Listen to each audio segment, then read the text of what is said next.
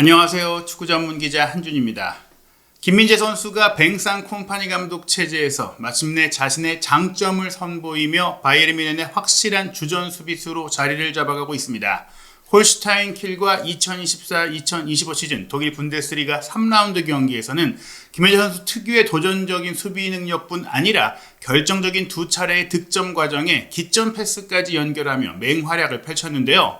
그동안 김민재 선수를 향해서 의심스러운 눈길을 보내왔던 독일 언론에서도 김민재 선수에게 수비수 최고 평점을 부여하며 호평했습니다.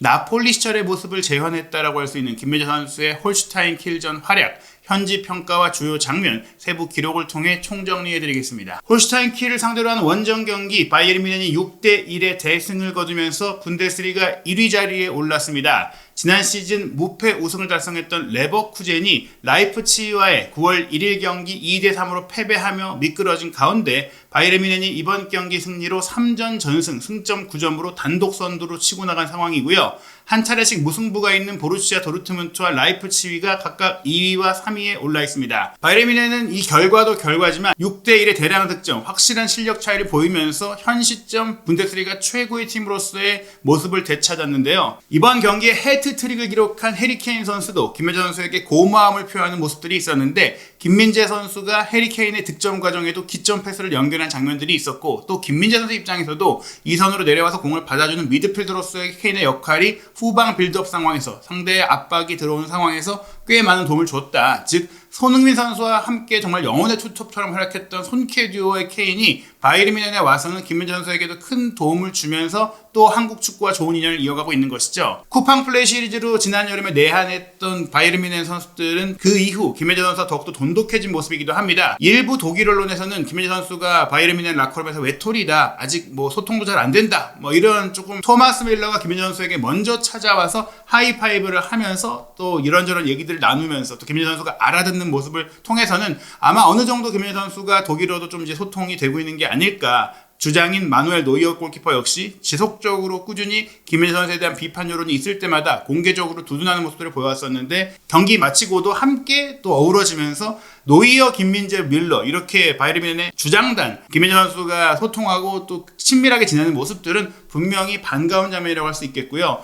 워낙 이제 유머러스한 것으로 유명한 토마스 밀러 선수잖아요. 귓속말로 또 김민재 선수에게 뭔가 얘기했을 때 김민재 선수가 환하게 웃는 모습까지, 또 그것을 흐뭇하게 바라보는 노이어 선수의 모습과 그런 모습을 조금은 부럽다라는 듯이 지켜보는 다른 바이에른 뮌헨 선수들의 모습까지, 이제는 정말 김민재 선수가 콤파니 감독, 자신과 좀 스타일적으로 맞는 감독이 오면서 자리 잡고 있다, 바이에른 뮌헨에 녹아들고 있다는 모습을 줬던 경기였던 것 같습니다. 콤파니 감독 체제의 바이에른 뮌헨 우려와 달리 승승장구하고 있죠. 잉글랜드 클럽 번리를 챔피언십 우승으로 이끌면서 프리미어리그로 무대로 승격을 시켰지만, 지난 시즌 번리의 2부 리그 강등을 막지 못했던 콤파니 감독인데, 바이에른 뮌헨이 투헬 감독과 결별했을 때 마땅한 후임자와 협상이 난항을 겪던 가운데 선임이 됐었고, 또 그러면서 경험이 부족한 거 아닌가 이런 얘기들이 있었지만, 본인의 강점들이 어떻게 보면 본인의 전술적인 방향성이 강팀에 더 적합하다는 것들을 보여주고 있어요. 맨체스터 시티와 벨기에의 핵심 수비수로서 전성기를 보냈고, 또 높은 수준의 축구를 구사하면서 높은 축구 전술 이해력을 갖고 있는 콤파니 감독인데, 8월 16일에 있었던 포칼 개막전 울름과의 경기 4대0 승리를 시작으로 독일 분데스리가에서도 볼프스부르크전 3대2 원정 승리 이후 프라이부르크전 2대0 승리, 그리고 이번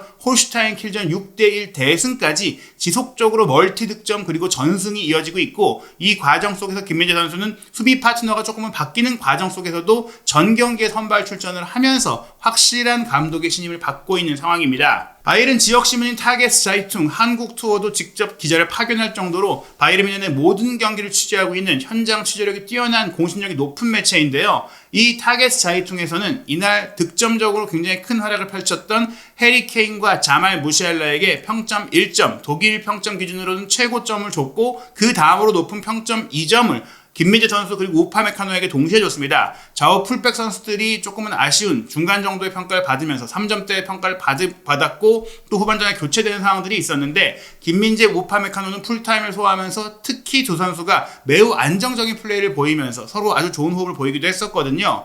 김민재 선수에 대해서는 지난 A매치 기간 동안 특히 한국에 갔다가 또 오만에 갔다가 다시 독일로 와야 했던 역시차의 문제, 강행군의 일정을 소화하는 뼛속까지 긴 여정을 보냄에도 불구하고 이틀 만에 치른 경기에서 아주 잘해줬다는 평가가 나왔는데요. 특히 홀슈타인킬 상대팀의 공격 시도 한가운데 발을 딛고 버팀목 효과를 했다면서 또한 중앙수비뿐만이 아니라 상황이 어려울 때면 항상 김민재가 그 곁에 있었다. 어려운 순간 전진수비, 측면 커버수비 등 폭넓은 움직임을 통해서 나폴리 시절에 보여줬던 이곳저곳을 뛰어다니면서 막아주고 또 그 막는 수비에 이어서 공격 연결까지 해주는 그런 모습들을 보여줬다는 평가가 나온 것입니다. 실제로 김민재 선수의 호수비를 보시면 문전을 사수한 게 아니라 거의 풀백과 수비형 미드필더 영역을 넘나드는 나폴리 시절에 바로 그 동해 번쩍 서해 번쩍을 보여줬거든요. 68분의 이 장면은 마치 거의 풀백으로서 측면 라인을 타고 올라갈 듯한 모습을 보였는데 주목할 점, 김민재 선수가 이날 왼쪽 수비수로 출전을 했거든요. 상대와 힘겨루기에서 완전히 이겨내고 넘어지는 과정 속에서도 공을 끝까지 포기하지 않고 패스 연결을 알폰소 데이비스에게 연결해서 이 장면이 또 공격으로 이어질 수 있게 만들어줬고요. 그 장면 직전에는 전진 수비를 보여줬는데 지금 보시는 대로 하프라인까지 갑작스럽게 달려나오면서 여기서 공을 끊어내면서 상대의 공격의 예봉을 차단하면서 그 차단과 동시에 토마스 밀러에게 패스를 해주고 토마스 밀러가 공격을 전개해가는 그 기점 플레이가 이때 이어지게 된 겁니다. 즉 김민재 선수의 수비는 공격으로 이어지는 수비였다는 점에 있어서 더더욱 대단했고 효과적이었고 나폴리 시절에 공격적인 축구가 콤파니 감독이 바이에른에 오면서 그대로 펼쳐지고 있다라는 느낌까지 드는 것이죠. 통계 기반 평점에서도 김민재 선수의 평가는 높았는데요. 폰몹의 평가에서 김민재 선수는 7.8점으로 수비라인 전체 선수들 중에서 최고의 평점을 받았습니다. 교체해 들어온 선수들 같은 경우 대체적으로 큰 영향력을 발휘하지 못해서 6점대의 평점이 많이 나왔고 이날 3골 1도움을 기록한 해리케인이 9.8점 그리고 경기 시작과 함께 선제골을 터뜨린 무시알라가 7.9점이었고요. 소파스코어의 평점에서는 다이오 우파메카노가 7.4점이었지만 김민재 선수도 7.2점으로 매우 높은 평가를 받았습니다. 교체로 들어온 선수 중에 득점을 한 올리세가 7.4점이었는데 조금은 득점에 대한 가중치가 높다 보니까 해트트릭의 해리케인이 10점 만점까지 나왔고 자말 무시알라가 7.9점이었는데 어찌됐거나 김민재 선수에 대한 평가는 모두 평균 이상 준수하고 뛰어났다는 것이죠. 이러한 부분들은 기록적으로도 김민재 선수의 강점이 드러나게 되는데 히트맵이 일단 나폴리 시절의 히트맵을 거의 그대로 갖다 놓은 것 같아요. 왼쪽 측면 수비를 기반으로 하는데 문전 지역이 아니라 페널티 에어리어 바깥 지역에 굉장히 짙게 나와 있고 왼쪽 측면 영역, 왼쪽 하프 스페이스 공격 영역까지 넘나들었고 또 하프라인에서는 오른쪽까지 커버를 해 들어가면서 위치를 가리지 않고 상대 공격을 차단했던 거예요. 이러한 수비 속에서 클리어링 2회, 가로채기 2회, 태클 1회가 있었는데 무엇보다 김민재 선수의 고공 수비 능력이 매우 뛰어나잖아요. 독일 분데스리가가 피지컬적으로는 어떻게 보면 이탈리아 세리에 A보다 더 큰 무대인데 더 힘든 무대인데 5번의 공중볼 경합 중에 4번을 승리하는 80%의 승률을 기록을 했고요.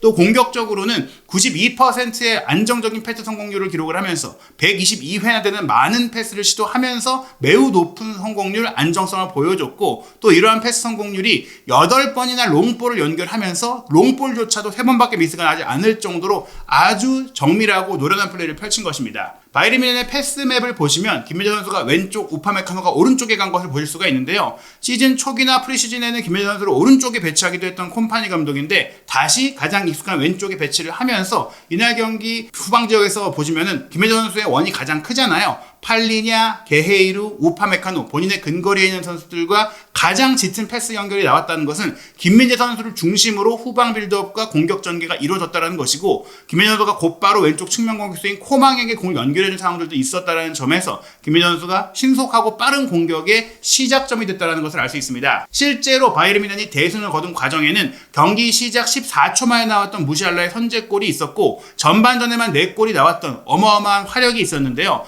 그 무시알라의 선제골이 케인의 어시스트를 통해 나왔는데 그 케인의 어시스트가 되기 전에 헤더 패스를 밀어준 선수가 김민재 선수였던 거예요. 골키퍼 노이어가 후방 지역에서 공격 진영으로 바로 롱볼을 때려놨을 때 홀슈타인킬 선수들이 헤더 커트로 밀어냈는데 그 밀어낸 공을 김민재 선수가 하프라인 위쪽까지 달려나오면서 헤더 패스를 연결하게 됩니다. 그 헤더 패스가 근거리가 아니라 최전방에 있는 해리케인 선수 쪽으로 길게 날아갔고 이 공을 경합 끝에 확보한 해리케인 선수가 그 역시 헤더 패스로 무시알라에게 내줬고 무시알라가 이 공을 수비 뒷공간으로 빠져들어가면서 이어받아서 날카로운 슈팅으로 연결하며 선제골이 된 것이죠. 아주 이른 시간에 선제골이 나왔고 또 이어서 전반 7분에는 상대의 후방 빌드업을 그나브리가 차단하면서 해리케인이 두 번째 골을 전반 7분 만에 기록했기 때문에 이때 이미 게임이 끝났다는 느낌이 들었거든요. 전반 13분에는 상대의 자책골을 무시알라가 기가 막힌 드리블링에 이은 컷백으로 유도해냈고 그 다음 전반전 4대0의 골을 만들었던 43분에는 김민재 선수의 미친 후방 패스가 나오게 됩니다.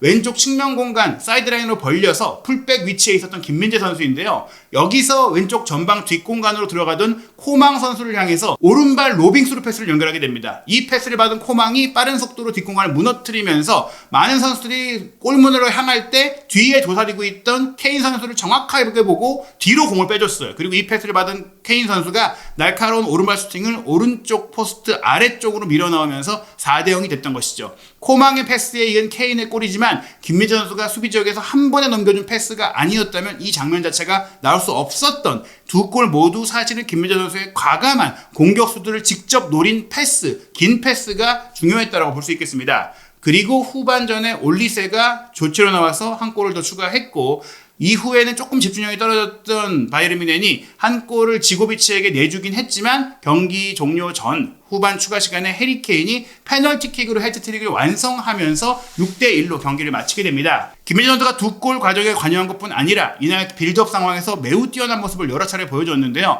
즉 후방에서 김민재 선수를 중심으로 경기를 풀어갔고 김민재 선수가 매우 큰 자신감을 점점 얻어가고 있다는 거예요. 전반 26분에 이 장면은 노이어 골키퍼가 수비 3명이 압박이 몰려있음에도 불구하고 김민재 선수에게 믿고 패스를 줬고 김민재 선수는 실제로 상대의 전방 압박을 자신 쪽으로 유도하는 초대하는 플레이에 이어서 우측으로 벌려있던 키미를 향해서 정확한 전환 패스를 길게 넘겨줬고 이 패스를 받은 키미가 우측 뒷공간으로 빠져들어가는 그나브리에게 또 한 번의 롱패스를 주거든요. 콤파니 감독이 부임하면서 빌드업을 굳이 후방 지역에서 느릿느릿 가져가는 게 아니라 이렇게 시원시원한 롱패스, 전환 패스, 바로 라인을 넘나드는 패스를 연결하고 있는 것이 좋은 특징이고 이런 속도감 있는 또 스프린트가 많으면서 단번에 공격 속도를 가져갈 수 있는 플레이는 김민재 선수의 특성에 잘 맞는다는 점에 있어서 김민재 선수가 많이 뛰고 부딪혀 주면서도 패스 능력까지 선보일 수 있는 그런 환경으로 경기가 운영되고 있는 것입니다. 전반 37분의 빌드업 패턴도 비슷했는데요.